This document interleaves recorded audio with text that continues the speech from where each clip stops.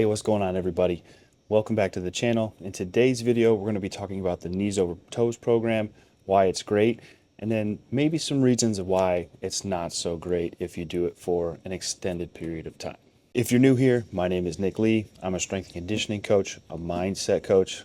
I just like to think of myself as a performance coach, but I specialize in those two things. I think they both play into performance.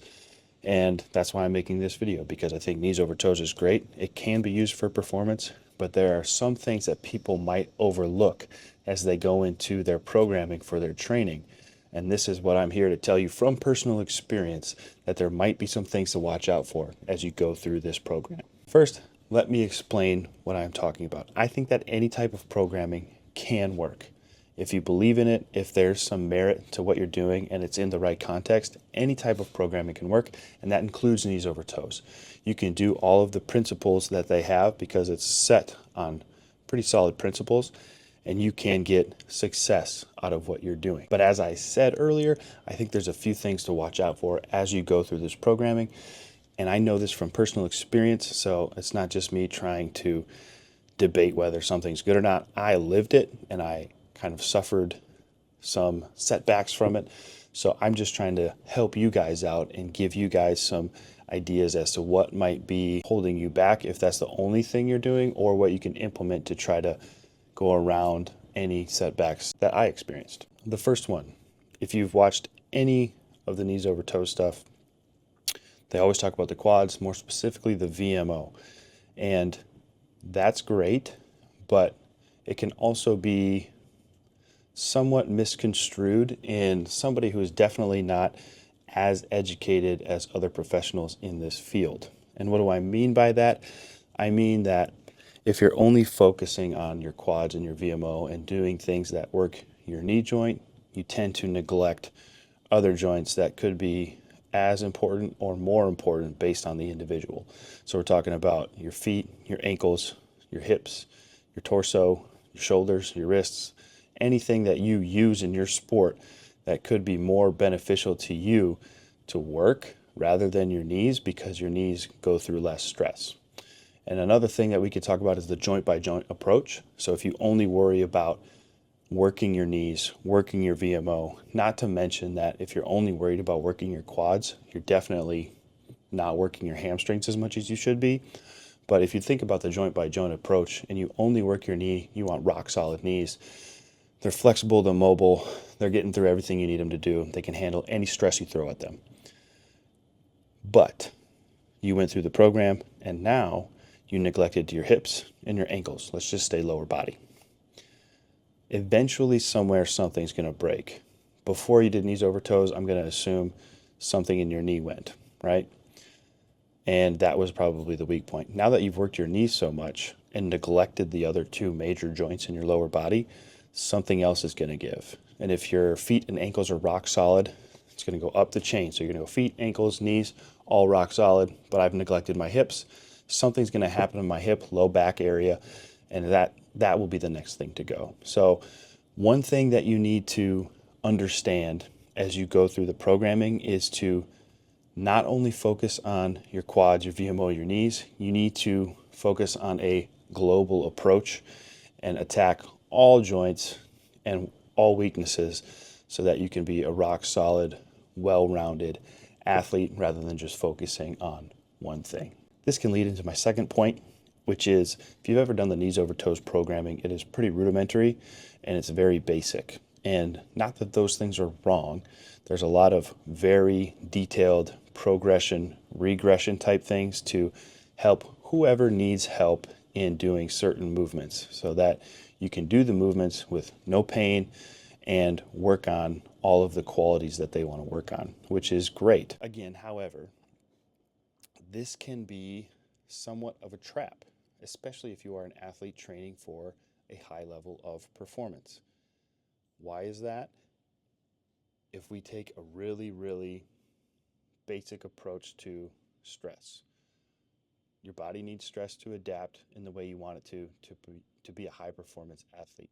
If there is no stress or an insufficient amount of stress put on, you will not adapt and you will not hit the levels that you want to hit as an athlete. And that's in both of your That's in both the physical structures that you want to work, so whatever joints, muscles, movements, whatever you want to hit, and in your nervous system. It's kind of twofold there. If you are not adding enough stress to the certain physical tissues, and then you're not adding enough stress to the nervous system, you are not going to see the adaptations and outputs that you want to see as a high performing athlete.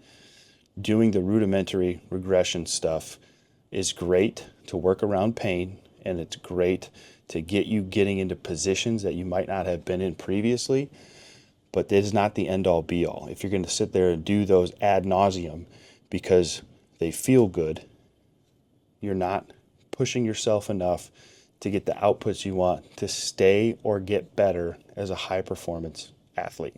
Point 2 definitely leads into point 3. Since you're not stressing the system enough, point 3 is to watch out for the feel good trap. A lot of athletes you work with as a strength and conditioning professional will always be worried about how they feel going into competitions, and rightly so. You want to feel good, right?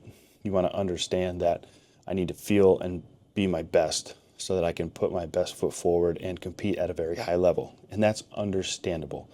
But the thing is you're not always going to have your best, and it's okay to be sore. It's okay to be a little bit tired, especially at times of the year when pushing outside of your sport is needed to get to new levels of performance.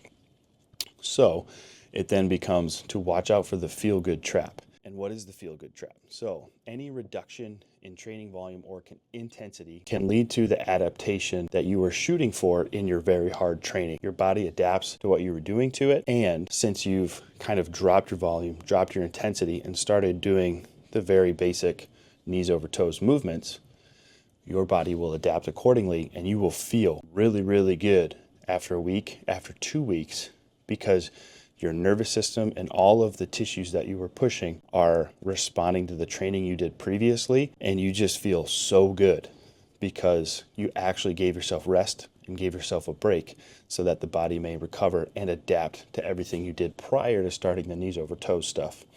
And then you get into feeling very, very good in whatever you're doing, and then you mistake that for, oh, I started the knees over toes stuff and I felt great because of it. When sometimes I started the knees over toes stuff, I severely dropped my training volume and training intensity. Therefore, my body adapted to what I was doing prior to the basic stuff. And then that break, that rest allowed my body to finally recover, to finally adapt to what I was doing to it. So now I feel really good. So it's kind of like a little bit of pay attention to what actually made you feel good. Rather than starting a program, it was starting the program and allowing yourself to recover and rest, which would have happened if you didn't do anything at all. So just be careful of getting into the feel-good trap, and just because you're doing something, don't automatically place it on the new thing when it's maybe the rest and recovery from that thing because you're getting a break from all of the hard work you were doing prior. And then in the last and final point, I want to talk about sequencing of movements and how muscles turn on and off. I will not get super in-depth about any science, to be honest, because some of it still eludes me, and I don't want to act like I know something that I don't. But something I do know is that when you perform a movement, certain muscles should switch on at certain times, and certain muscles should switch off at certain times. And I know this one very well from experience, but if you only worry about point 1 in this video and doing movements that work your quads and your VMOs and being able to handle the stress or the ability to get your knee over your toe and your quad to handle that movement, eventually, and I did this, I know it was a mistake, eventually you're going to do these movements. Your quads will obviously dominate the movement, but you're going to do it so much so that you want to relax everything else and only let your quads work when you get into certain positions. Then, when you go out into the real world of athletics and you want to compete at something, and then you do a certain movement that puts you in a position where the knees over toes gets to.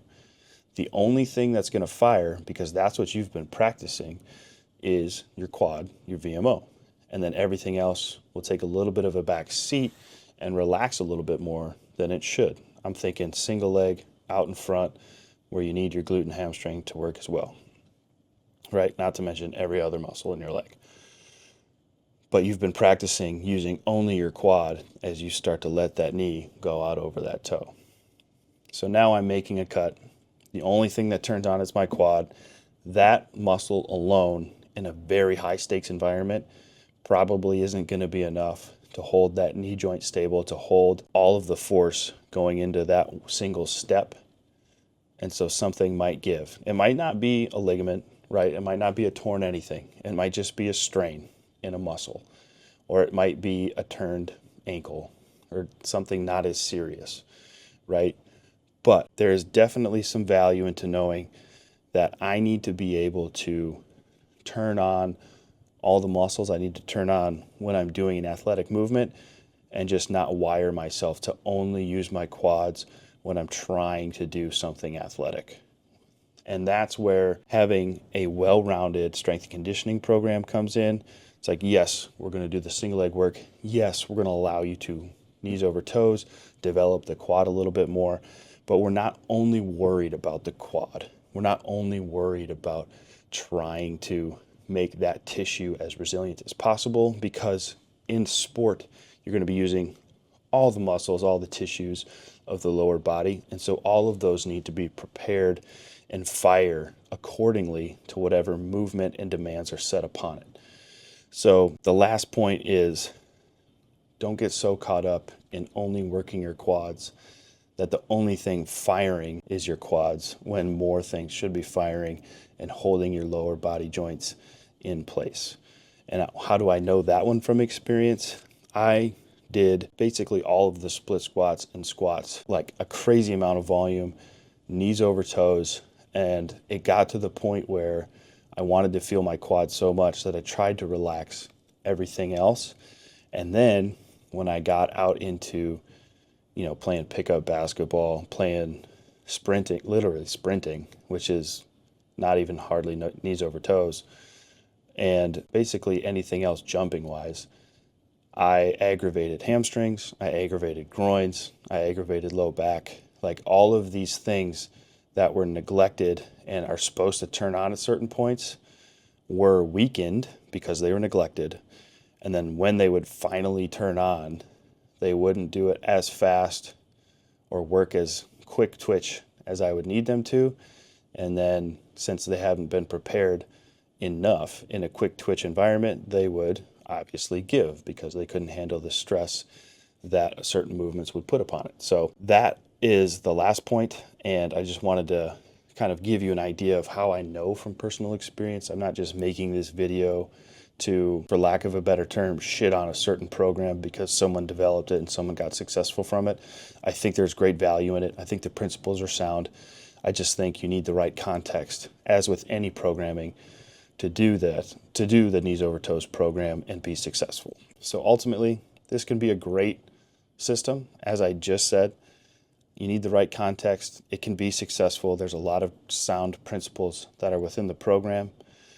However, having tunnel vision and only working certain things within a program just because you think it's going to help a certain body part or a certain muscle, you can't get tunnel vision and neglect everything else that needs to work globally in the body. So as always, remember the big picture. Remember why you're training. You want to be athletic in a sport, in an event, whatever, and there is no working your quad in a vacuum when you're doing athletic stuff. It is the body working as a synergistic whole so that you can get the best outcomes possible. And if you have a weak point in your quads, knees over toes can be very beneficial, but you can't neglect everything else that needs to be done, or else you're just rewiring pathways. You're not preparing other tissues as much, and you will probably have some kind of setback because you only worried about one specific thing. And so that's why I made this video. I just wanted to get on here quick and explain that the program is great. if used in the right context, but you can't forget about certain things along the way, or else you might suffer a couple consequences from it. So I really hope this video helped. As I said, I learned from personal experience, even being a strength coach and experimenting with the program. I think I learned best through trying these things out. And when I did it, I got the tunnel vision. I only worried about certain things, and then I paid the price later on. So I don't want you to make the same mistakes that I made. Sorry, microphone. I don't want you to make the same mistakes that I made as I went through the program, so that you can be more successful and be set up once you're through the program to be even more successful, because all of your other tissues and all of your other motor patterns and your athletic abilities have been heightened, and not just a couple certain things. And if you're watching this video, all I ask is, if it helped you, if it made an impact, to like and subscribe.